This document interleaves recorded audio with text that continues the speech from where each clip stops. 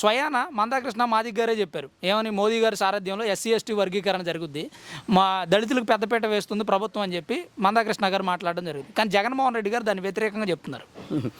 జగన్మోహన్ రెడ్డి గారు అన్నీ కూడా వ్యతిరేకంగా చెబుతాడండి. ఆయనకి నలుగురికి నచ్చినది నాకసలే అది నచ్చదురు అని ఏ విధంగా అయితే ఒక పాట ఉందో ఆ పాట ఆయనకు బాగా సరిపోద్దండి. అందరిది ఒక దారి అయితే ఆయనది ఒక దారి అండి. అందరూ ఒక మంచి మార్గంలో వెళ్తే ఆ దారిలో నేను వెళ్ళను, నేను కొత్తగా సపరేట్గా నా ఇష్టం వచ్చిన దారిలో వెళ్తాను, నా దారే రహదారి అనేటువంటి మనస్తత్వం కలిగిన మనిషి అండి ఆయన. ఎందుకంటే నిజంగా మందాకృష్ణమాది గారి విషయం మనం మాట్లాడితే ఆయన తన 30 ఏళ్ల ఎంఆర్పిఎస్ స్థాపనా ప్రస్థానంలో ఎన్ని ఒడిదుడుకులు, ఎన్ని కేసులు, ఎన్ని దాడులు, ఎన్ని కష్టాలు, ఎన్ని నష్టాలు, ఎంతమంది మాదిగా యువత ప్రాణార్పణలు చేసి ఎంతమందితో పోరాటాలు చేసి లక్షలాది మందితో అనేక ఉద్యమాలు చేసినటువంటి గొప్ప నాయకుడు ఎవరు ఉన్నారంటే నాకు తెలిసి ఇప్పటి కాలంలో మందాకృష్ణమాది గారండి. ఎందుకంటే ఆయన్ని నేను మాదిగోళ్ళ కృష్ణుడిగా అభినందిస్తాను. ఎందుకంటే రాజకీయ చతురత తెలిసి ఎప్పుడు ఎవరితో ఎలా ఉండాలి, ఎలా చేస్తే మంచి మేలు జరుగుద్ది అనేటువంటి విషయాన్ని ముందు చూపుతూ ఆలోచించే వ్యక్తి కృష్ణమాది గారండి. అందులో భాగంగానే ఆ రోజు ఎంఆర్పిఎస్ ఉద్యమానికి అన్న నందమూరి తారక రామారావు గారు కానివ్వండి, ఆ తర్వాత కాలంలో చంద్రబాబు నాయుడు గారు కానివ్వండి, అదేవిధంగా మన వెంకయ్యనాయుడు గారు కానివ్వండి, ఇప్పుడున్న ప్రధాని నరేంద్ర మోడీ గారు కానివ్వండి, అసలు ఈ రాష్ట్రంలో ఏం జరిగింది, ఈ ఎంఆర్పిఎస్ ఉద్యమం ఏంటి, దీని మూలాలు ఏంటి, ఇందులో న్యాయం ఎంత అనే విషయాల్ని ఈ దేశంలో ఉన్న అన్ని పార్టీలు ఆలోచించి వాస్తవాలు తెలుసుకుని గుర్తించి ఈరోజు పార్లమెంట్లో ఏబిసిడి వర్గీకరణకి చట్టబద్ధత కల్పించారండి.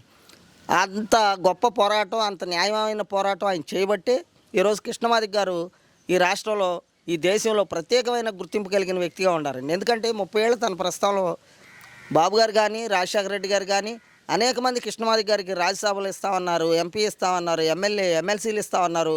అయినా కూడా ఆయన ప్రలోభాలకు గురవ్వకుండా, ఎవరు ఏ అవకాశం ఇచ్చినా దాన్ని తీసుకోకుండా ఉద్యమే తన ఊపిరిగా పనిచేశాడు. కాబట్టి ఈరోజు కేంద్ర ప్రభుత్వం న్యాయమైన తన పోరాటాన్ని వర్గీకరణగా పార్లమెంట్లో పెట్టి చట్టబద్ధత కల్పించి, అట్లాగే సుప్రీంకోర్టులో కూడా దానికి అనుగుణమైనటువంటి న్యాయమైన తీర్పు రావడంతో ఈరోజు ఖచ్చితంగా ఈ రాష్ట్రంలో, దేశంలో ఏబిసిడి వర్గీకరణ నాంది జరిగింది. దీనికి ప్రధాన కారణం కృష్ణమాది గారు అంటలో ఎటువంటి సందేశం లేదు. అట్లా 30 ఏళ్ళు ఒక దళిత ఉద్యమంలో పోరాటం చేసి నిష్కల్మషంగా నిజాయితీగా పనిచేసినటువంటి కృష్ణమాది గారికి కేంద్ర ప్రభుత్వం కూడా గుర్తించి పద్మశ్రీ ఇవ్వటం కూడా ఆయనకు ఉన్నటువంటి గొప్పతనాన్ని బట్టి ఆయన చెప్పాలే తప్ప ఇది రాజకీయంగా మోడీ గారు ఆయనకి ఇది ఇచ్చేద్దాము, ఆయన పార్టీలో సహకరించాడనో ఇట్లాంటి ఆలోచన కాదండి. అది న్యాయమైనటువంటి ఆయనకున్న అర్హత. అందుకే ఆయనకి పద్మశ్రీ కేంద్ర ప్రభుత్వం ఇచ్చిందండి.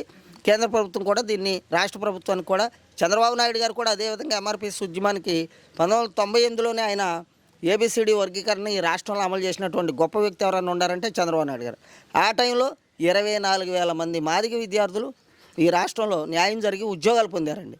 అదేవిధంగా ఆ తర్వాత వచ్చిన ప్రభుత్వాలు ఏబిసిడి వర్గీకరణ రద్దు చేసి దళితులకు అన్యాయం చేసినా కూడా లాస్ట్కి కృష్ణమాది గారు ఉద్యమం ఖచ్చితంగా న్యాయం చేస్తుందనేటువంటి పట్టు విడువని విక్రమార్కులకు పనిచేయబట్టి ఆయన ఉద్యమ ఫలితంగా ఈరోజు ఏబిసిడి వర్గీకరణ కేంద్ర ప్రభుత్వం ఆమోదించిందండి.